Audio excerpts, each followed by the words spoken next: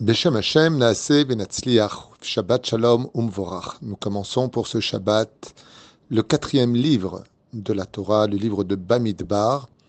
Rendez-vous dans le désert pour 40 années, 42 stations à traverser, le don de la Torah. Car effectivement, si nous sommes sortis du pays d'Égypte pour revenir en Eretz Israël en tant que nation, nous devions passer automatiquement par le désert pour y recevoir la Torah. Ceci cache beaucoup d'enseignements.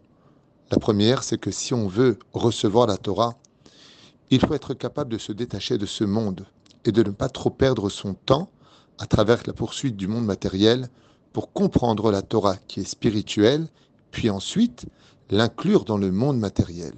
C'est-à-dire que le processus de la Torah passe par le côté désertique, se vider de soi, à l'image du désert qui était humble, de Moshe qui est humble, et de la Sinaï, et du Sinaï qui était la plus petite des montagnes, pour pouvoir être klikiboul, un ustensile vide qui peut se remplir de la spiritualité.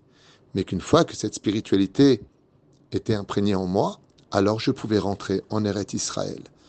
Ainsi, la Torah ouvre ses portes avec beaucoup de précision, surtout dans la paracha de Bamidbar, où Akadosh Baruch Hu, comme le précise le premier Rashi, démontre son amour pour les enfants d'Israël, le dénombrement de chaque âme juive.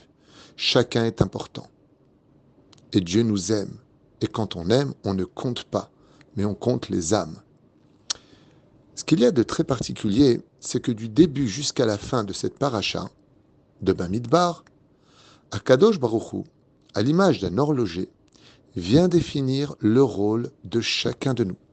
Les mishpechotam, les vetavotam, chaque famille, chaque tribu, chaque rôle à jouer, chaque personne est nommée. Le Rosh Béné Israël qui est à la tête, la tribu de Lévi qui appartient à Dieu, qui n'aura pas de territoire, le rôle des Kohanim, le rôle de chaque tribu, avec leur drapeau et leur leader. Pourquoi tellement de hiérarchie, tellement de précision, à un point où, d'un certain côté, pour ceux qui ne sont pas profondément initiés à l'étude de la Torah, on pourrait presque dire que Chas Shalom, c'est un peu barbant. C'est-à-dire qu'on n'a pas grand-chose à apprendre de cette paracha qui, à part le fait de parler du désert ou d'autres commentaires très intéressants, eh bien, la Torah va se répéter pour chaque tribu. N'aurait-il pas été plus intelligent, on va dire, de façon, entre parenthèses, de dire tout simplement la même chose, et ceci pour les 12 tribus? Non. On ne peut pas dire la même chose pour les 12 tribus parce que chaque tribu est importante. Chaque tribu ne ressemble pas à l'autre. Chaque tribu n'a pas le même statut que l'autre. Chacun appartient à un rang, à une hiérarchie, à un respect qui lui est dû pour des raisons différentes les uns des autres. Ce que l'on appelle le monde de la perfection. La perfection, c'est quand chacun connaît sa place. Quand les parents se comportent comme des parents, les enfants comprennent que ce sont des enfants, que les créatures comprennent qu'ils ont un créateur, et que le créateur, Baruch Hashem, est remarqué par ces créatures, le créateur du monde. Ainsi donc, la paracha vient nous parler de l'ordre, des chronologies, des rôles, de la situation de chacun de nous, même si on est à notre niveau. Il y a des degrés différents, tous importants aux yeux de Dieu, à l'image des diamants qui sont comptés, les Gulgelotam. Chaque crâne est compté, chaque tête est comptée au sein du peuple d'Israël. Le Créateur du monde nous dit, il faut que chacun connaisse sa place dans cette paracha. Si j'ai réussi à sortir un peuple dans le désert, là où il n'y a pas vraiment de boussole, là où on se pourrait dire qu'on est complètement perdu, quand les hiérarchies sont respectées, que les patrons restent les patrons, que les ouvriers sont les ouvriers et que le respect est mutuel entre les deux, mais que chacun connaisse sa place, sans compétition, sans jalousie, alors le monde fonctionne. Le monde est parfait. Tant que mon bras droit, avec mon pouce en avant, est à sa place et ne remplace pas le bras gauche, alors je peux fonctionner avec mon bras gauche. Si mes pieds sont à leur place et qu'ils ne sont pas à la hauteur de mes bras, alors je peux avancer, même dans le désert. Ainsi, la paracha vient nous donner un clin d'œil très puissant sur « faites attention, les hommes ne sont pas des femmes ». Les femmes ne sont pas des hommes. C'est pas la même situation, c'est pas le même système hormonal, ce n'est pas la même façon de penser. L'homme vient de la chorma, la femme vient de la bina. L'égalité des choses n'est pas forcément ce qui va créer l'équilibre, mais exactement son contraire, le déséquilibre. On est tous pareils, on vaut tous la même chose. C'est faux. Il y a des riches, il y a des gens moyens, il y a des gens pauvres. Ça ne veut pas dire que les pauvres ne valent rien. Ils peuvent même valoir encore plus que des riches. Un pauvre peut avoir encore plus de raisons d'exister qu'une personne qui est extrêmement riche. Ça n'a rien à voir avec qui est la personne. Ça a à voir avec son statut. Un Talmid Chacham, c'est pas un Chacham, et un Lévi, c'est pas un Cohen, et un Cohen, c'est pas un Israël. Aucunement un juif qui n'est pas né Cohen pourra monter faire la Birkat Kohanim pour bénir l'assemblée dans une synagogue. Et pourquoi? Est-ce que son sang serait moins rouge que celui du Cohen? Non, ce n'est pas un Cohen, tout simplement. Et aujourd'hui, dans notre génération, il y a une espèce de poursuite sur l'égalité des sexes, des rangs sociaux, de tout le monde est pareil. Une idée un peu communiste qui viendrait, alors qu'on sait très bien qu'elle cache une très très très grande hypocrisie, qui est en réalité le capitalisme et la dictature. Car camarades, mais Bassoff, les uns donnent des ordres aux autres et les supérieurs punissent les autres, alors que si on est pareil, on est tous pareils.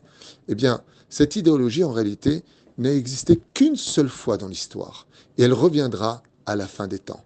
Car effectivement, quand l'homme a été créé, il a été créé unique. Et de lui est sortie une femme. Comment s'appelle cette femme? Isha. Isha, parce qu'elle vient de l'homme. Et à la création du monde, l'homme et la femme étaient égaux. Le monde était harmonieux car tout le monde était égaux. Tout le monde mangeait de la verdure. Tout le monde était au même rang. Tout le monde se regardait au même niveau. Juste Adam et Ève étaient supérieurs à la création, à la nature qui avait été créée pour eux, pour qu'ils puissent se développer et l'enjoliver, et non pas la détruire comme on le fait aujourd'hui, cette belle nature que Dieu nous a donnée.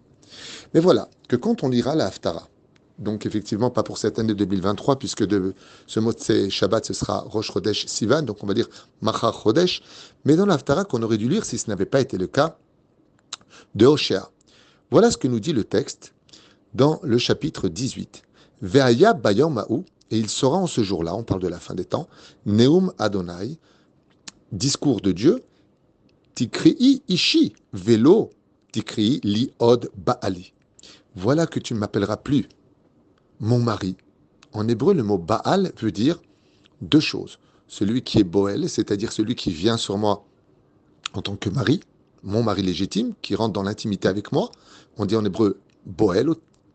Et le deuxième sens, Mazé Baal Abayit, mon maître. C'est-à-dire qu'il y avait dans la réparation de la femme était plus menue, plus petite, et ainsi de suite. Et la femme se devait d'écouter son mari, celle qui le sert, celle qui fait à manger. C'est pas une question d'idéologie ou une question de soumission. Ça a toujours été comme ça depuis le début des temps. Et voilà que d'un coup, alors qu'une femme serait très heureuse de voir son mari épanoui, les enfants qui mangent, ce qu'a fait maman est bon, et ça ne veut pas dire que le mari ne doit pas cuisiner ou pas aider sa femme. Mais ça a toujours fonctionné comme ça. L'équilibre du monde a toujours marché comme ça. Depuis que ça n'existe plus, qu'on le veuille ou qu'on ne le veuille pas, mais le monde ne tourne plus vraiment très rond. Il y a beaucoup de choses qui se passent qui sont à réviser. Mais la Torah elle-même, dans le prophète Hoshea qui parle de la fin des temps, elle parle de l'égalité des rangs, des statuts. Comme par exemple, à la fin des temps, vous serez tous, même les Chet Kohanim, vous serez tous des Kohanim. Ah, pourtant, il n'y a pas Kohen Lévi Israël. Et voilà que maintenant on lit quoi? Que la femme n'appellera plus son mari mon mari, mais mon homme. Ça veut dire que la femme sera exactement l'égale de l'homme. D'où les signes et les clins d'œil que nous sommes vraiment à la veille de la Géoula. Depuis 1968, qui correspond à la guématria de Erev, Shabbat. Je m'explique. Le monde a été créé selon la Torah pour 6000 ans d'histoire. Et c'est Erev Shabbat, c'est à la veille, Erev veut dire veille, que le monde a été créé. Si je prends la guématria du mot Erev, cela me donne 272. Si je diminue 272 de 6000 ans d'histoire, qui correspond à la date de naissance de l'homme, eh bien, j'arrive à 1967-1968. Ce sont les deux dates qui, en fin de compte, ont créé l'idée de la Révolution, 1968, fameux 8 mai, et voilà que nous sommes rentrés maintenant dans une révolte, où il serait temps d'égaliser les choses. Depuis plus ou moins cette date-là qui correspond dans les comptes numériques de la création de l'homme qui était avec sa femme égaux au même moment, il y a une révolte dans le monde. On veut l'égalisation des choses. En fin de compte, tous ces signes qui sont très perturbateurs dans notre génération et qui contredisent tout ce qu'on a vécu tout ce que nos grands-parents ont vécu, qui vont à l'opposé extrême de tout cela, ne sont qu'annonciateurs de la Géoula qui est si proche. Car au début de la création, avant la faute, l'homme et la femme étaient effectivement égaux, comme il le dit ici. Tu ne seras plus mon mari, mais tu seras mon homme, parce que je suis une femme. Nous sommes égaux. Et ceci étant, nous n'avions pas besoin d'attendre la Géoula pour le réaliser. Car si un homme veut être considéré comme un roi chez lui, tout le monde sait très bien qu'il devra faire de sa femme une reine. Shabbat Shalom Umvorach.